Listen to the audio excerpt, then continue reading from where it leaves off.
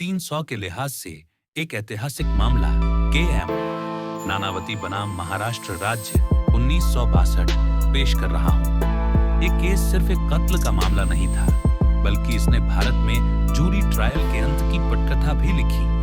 मैं इस मामले को तथ्यों, सबूतों और कानूनी दलीलों की रोशनी में आपके सामने रखूंगा, ठीक वैसे ही जैसे एक वकील अदालत में रखता है। मामले के पक्ष, द पार्टीज। अभियुक्त, the accused, commander Kavas Manekshaw Nanavati, भारतीय नौसेना के एक होनहार और सम्मानित अफसर। मृतक, द डिसीज्ड, प्रेम भगवान दास आहूजा, एक अमीर सिंधी व्यापारी। मामले का केंद्र, the centre of the case, Sylvia Nanavati, commander Nanavati की अंग्रेज पत्नी, जिनका प्रेम आहूजा के साथ अवैध संबंध था। तथ्य और सबूतों की श्रृंखला, chain of facts and evidence. दिनांक 27 अप्रैल 1959 सुबह, द कन्फेशन।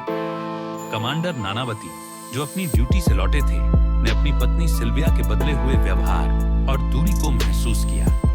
पूछने पर सिल्विया ने यह कबूल किया कि उसका प्रेम आहूजा के साथ प्रेम संबंध है और वह उससे शादी करना चाहती है। अभियोजन पक्ष की दलील, प्रोसिक्यूशंस आर्ग्यूमेंट। अभियोजन पक्ष के अनुसार यह सिर्फ एक कबूलनामा नहीं था, एक कत्ल के इरादे, मोटिव का जन्म था। एक सम्मानित अफसर के लिए यह धोखा और अपमान असहनीय था। यहीं से एक सुनियोजित हत्या की नींव रखी गई। दोपहर, the actions of the accused.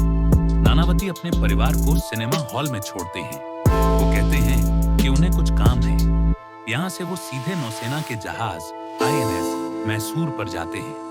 वो अपने पद का उपयोग करके एक झूठा बहाना बनाकर स्टोर से एक सेमी ऑटोमेटिक रिवॉल्वर और 6 गोलियां इश्यू करवाते हैं। इसके बाद वो प्रेम आहूजा के ऑफिस जाते हैं। वहां वो नहीं मिलता। फिर वो आहूजा के फ्लैट पर पहुंचते हैं। अभियोजन पक्ष का सबूत, जहाज से बंदूक लेना एक सीधा सबूत था कि यह अचानक और गंभीर उत्तेजना, ग्रेव और सूडन प्रोवोकेशन का मामला नहीं था।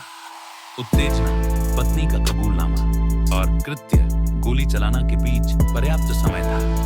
इस दौरान नानावती ने सोचा, योजना बनाई और फिर उसे अंजाम दिया। ये एक सुनियोजित हत्या, प्रीमेडिटेटेड मर्डर थी। घटना स्थल, the crime scene. Nanavati Ahuja के बेडरूम में पहुंचते हैं। वहां सिर्फ वो दोनों थे। नानावती ने आहूजा से पूछा, क्या तुम सिल्विया से शादी करोगे और मेरे बच्चों की देखभाल करोगे? आहूजा का कथित जवाब था, मैं हर उस औरत से शादी नहीं कर सकता जिसके साथ मैं सोता हूं। इसके बाद 3 गोलियां चली और प्रेम आहूजा की मौत हो गई। बचाव पक्ष की दलील, डिफेंसेस आर्ग्यूमेंट। बचाव पक्ष ने इसे धारा 300 के अपवाद, एक एक्सेप्शन 1 के तहत लाने की कोशिश की, यानी अचानक और गंभीर उत्तेजना के कारण हत्या।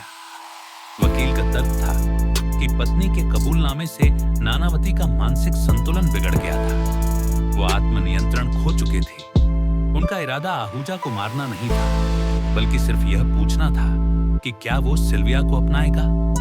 जब आहूजा ने वो अपमानजनक जवाब दिया, तो नानावती का बचा खुचा आत्मनियंत्रण भी टूट गया।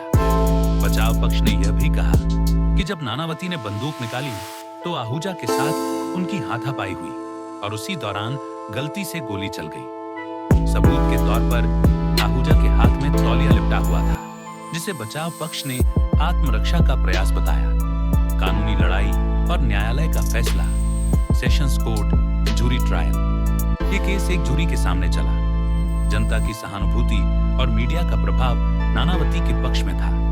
उन्हें एक ऐसे देशभक्त पति के रूप में देखा जा रहा था जिसे धोखा मिला। जूरी ने 8-1 के बहुमत से नानावती को गैर इरादतन हत्या का दोषी नहीं पाया, नॉट गिल्टी ऑफ मर्डर।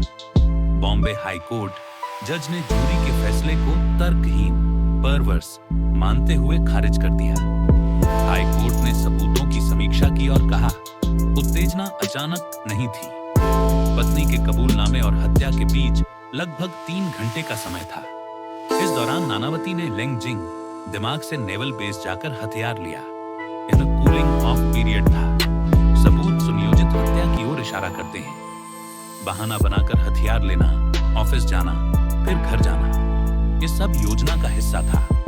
हाथापाई की थ्योरी अविश्वसनीय थी। अगर हाथापाई होती तो कमरे में सामान बिखरा होता, शरीर पर चोट के निशान होते। ऐसा कोई ठोस सबूत नहीं मिला। आहूजा के नौकर ने भी कोई लड़ाई की आवाज नहीं सुनी थी, सिर्फ गोलियों की आवाज सुनी थी। हाईकोर्ट ने कमांडर नानावती को धारा 302 हत्या के तहत दोषी ठहराया और आजीवन कारावास की सजा सुनाई। Supreme court. मामला सुप्रीम कोर्ट पहुंचा। सुप्रीम कोर्ट ने हाई कोर्ट के फैसले को बरकरार रखा। सुप्रीम कोर्ट ने अचानक और गंभीर उत्तेजना के सिद्धांत को स्पष्ट करते हुए कहा, उत्तेजना ऐसी होनी चाहिए कि एक सामान्य व्यक्ति भी आत्मनियंत्रण खो दे। हत्या का कृत्य उत्तेजना के प्रभाव में ही होना चाहिए, इससे पहले कि जुनून ठंडा हो जाए। उत्तेजना का बहाना बदला लेने के लिए इस्तेमाल नहीं किया जा सकता। सुप्रीम कोर्ट ने माना कि नानावती के पास सोचने और शांत होने का पर्याप्त समय था। उनका कार्य बदले की भावना से किया गया एक सुनियोजित कत्ल था, न कि अचानक भड़के गुस्से का परिणाम।